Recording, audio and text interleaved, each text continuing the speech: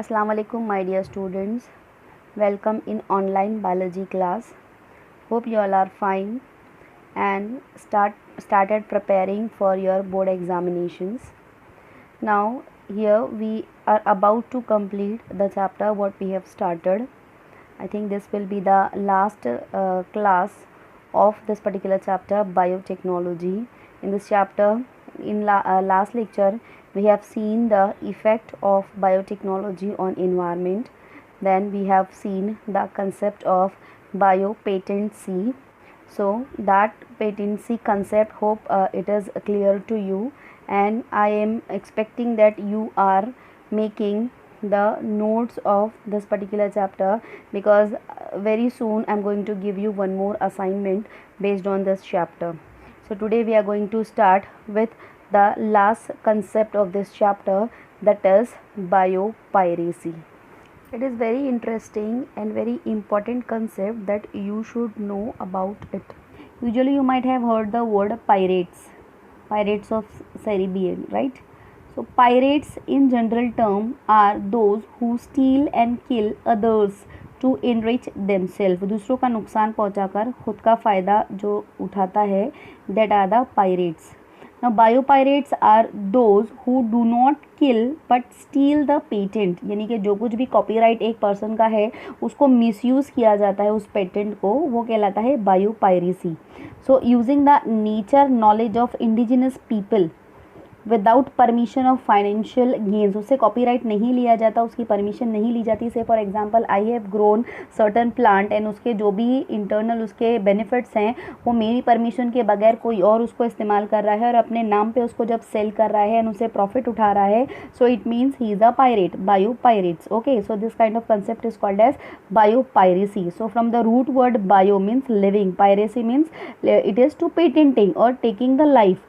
So genetic material from plants and animals and other biological resources that have long been identified and developed are being owned by companies and manufacturers through patents. इस तरीके के जो है वो they are collecting the small informations from the own companies and उसके बाद जो है वो अपना नाम लगाकर उससे जो benefits निकलता है, so they are the patents. So in short, it is a unauthorized misappropriation of any biological resources and indigenous knowledge. So that is called as patent. Okay, that is called as biopiracy.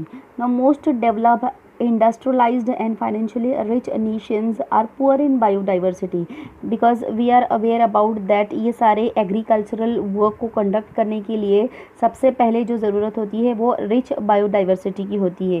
So before I go in detail I will explain you something more about the biopiracy.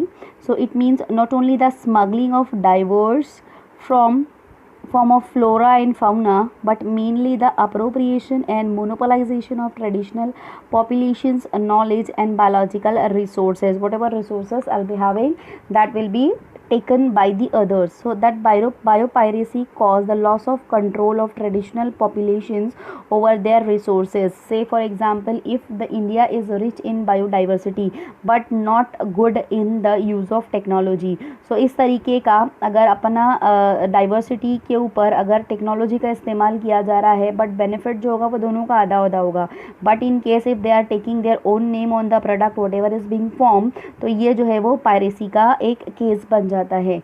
So that is about the biopiracy. So अगर हम लोग इसके बारे में और बात करते हैं बायोपायरेसी के, so it is the term use to refer the use of bio resources by multinational companies. Usually जो ये होता है, ये सारी चीज़ें यूएस कंट्रीज़ वगैरह जो है वो लोग क्या करते हैं, बायोडाइवर्सिटी इंडिया में बहुत रिच है तो इसका इस्तेमाल करते हैं, अपनी टेक्नोलॉजी लगाते हैं और यहाँ से हमारी डाइवर्सिटी यूज़ करके जीन्स को जो है वो लोग चुरा लेते हैं और वो लोग उसके अंदर बहुत सारे चेंजेस करके अपना नाम उसके ऊपर डालते हैं और फ़ायदा जो होता है वो उनका होता है, यानी कि बेसिक उसका मटेरियल हमारा होता है as you are aware about that India is very rich in biodiversity, not only in plants but also in animals. तो बहुत सारी plants और animals की species बहुत सारी अवेलेबल है यहाँ पे, बट इन स्पीशीज़ का मौजूद होना सिर्फ काफ़ी नहीं है, बिकॉज ट्रेडिशनल नॉलेज जो है हमारे पास, traditional knowledge naturally include a deep understanding of ecological processes and the ability to sustainably extract useful product from the local habits whatever we are having.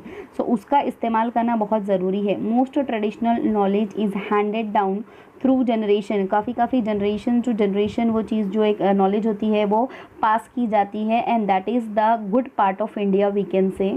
So this knowledge may help them to develop modern commercial applications that save the makers time, money and efforts, because being good in biodiversity, some components we are having, that is we are expert in something, so that is the components of traditional knowledge that are specially relevant to our global survival includes knowledge of, we are having such kind of knowledge like food crops variety and agricultural or farming practices, sustainable management of natural resources and conservation of biological diversity, we are conserving it, and biologically important medicine, because India is very known for its medicinal treatment, or we can say the system of Ayurveda.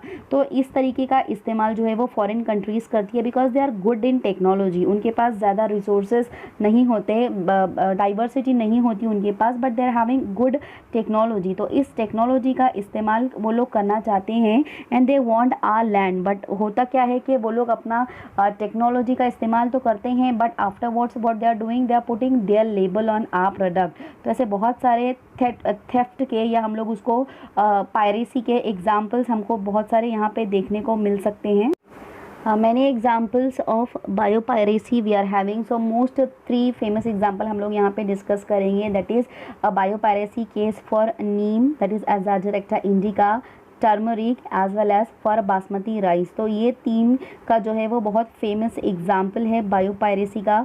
Firstly we will see the patenting of neem. So जो neem plant है that basically आपको पता है कि Ayurvedic system of medicine में नीम का इस्तेमाल किया जाता है. तो ऑथेंटिकली ये नीम प्लांट जो है वो इंडिया से बिलोंग करता है. So the people of India in a variety of ways have used Neem since in memorial. ये याद भी नहीं है कि कब से नीम का plant Indian people are utilising.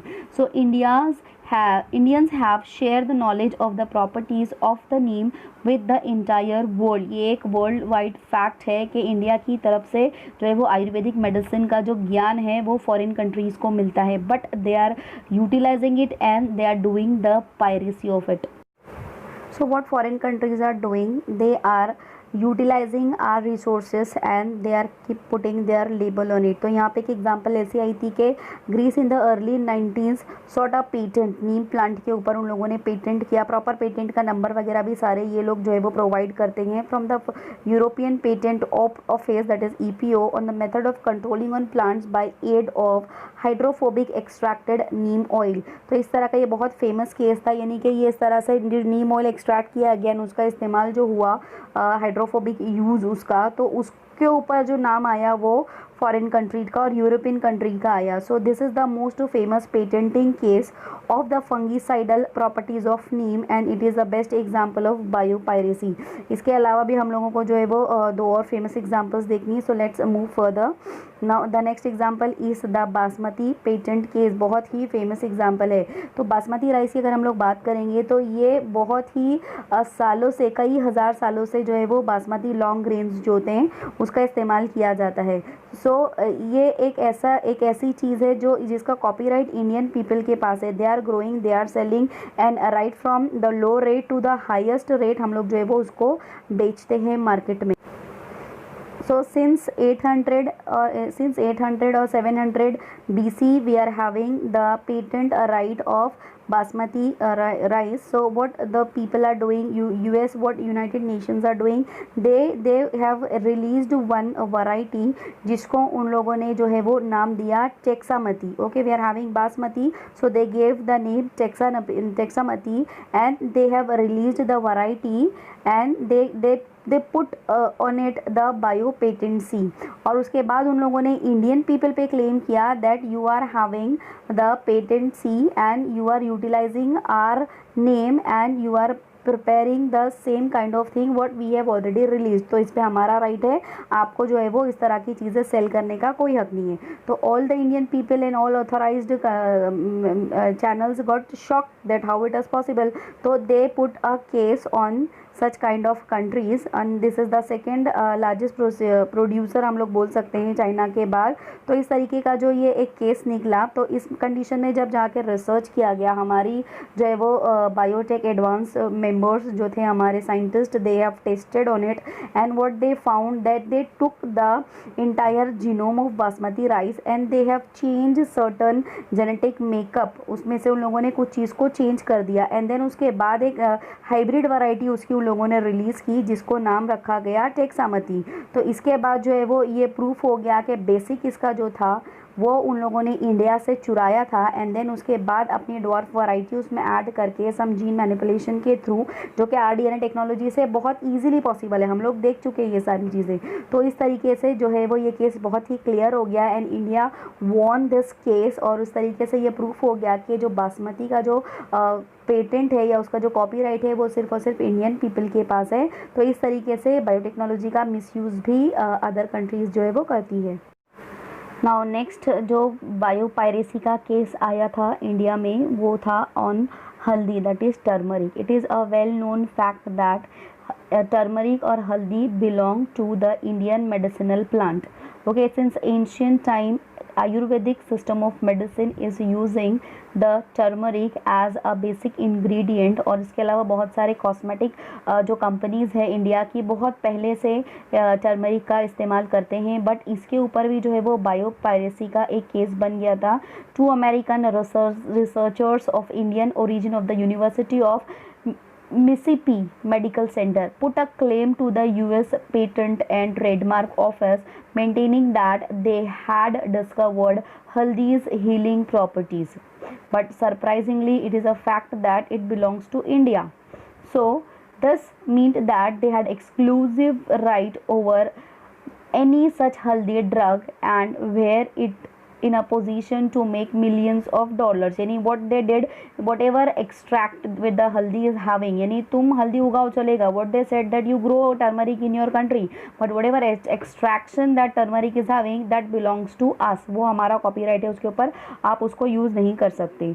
So in 1995 USPTO granted 2 Indian nationalists at the university, okay, that Mississippi what I told। so इस तरीके से जब उन लोगों ने ये पेटेंट का केस उन लोगों ने बोला कि it is our patent, so this patent application recognised the traditional use of turmeric in India but claim that they had been the first to administrate. तो इस तरीके के जब केसेस आते हैं तो इस कंडीशन में इंडियन काउंसिल और यूएस पेटेंट ऑफिसर्स उसको री एग्जामिन करते हैं and they realise after the reexamination that there is a mistake and they cancelled the patent because when they research that since ancient time, since 800 और 600 BC, haldi is belong to the Indian countries. So इस तरीके का जब उन लोगों को realise हुआ कि यहाँ पे कुछ री एग्जामिनेशन के बाद पता चला कि कुछ मिस्टेक है, so they have cancel the patent. So this was after Indian scientist shouted from rooftops about how we are losing our traditional knowledge to marauding foreign companies who have started poaching on our ancient healing techniques. तो इस तरीके के बहुत सारे cases जो है वो सामने आते गए।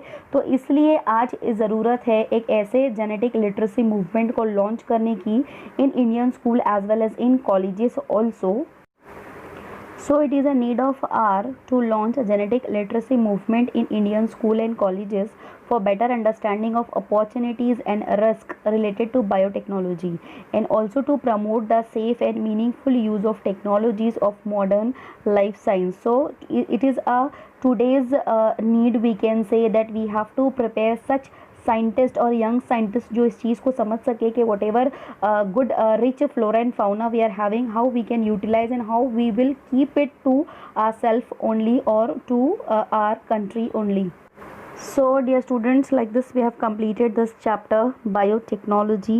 you go through the entire chapter one more time, whatever video I have uploaded based on this chapter. आप एक और मर्तबा उसको देखो, अच्छे से सुनो, समझने की कोशिश करो, and please start preparing notes, okay, because text books are available on the shops. आप टेक्स्ट बुक्स परचेस करो और उसके बाद नोट्स बनाना शुरू करो. And whatever doubt still if you will be having, so you can contact me. I will try to solve your doubts. Okay, till that, take care. Assalamu alaikum.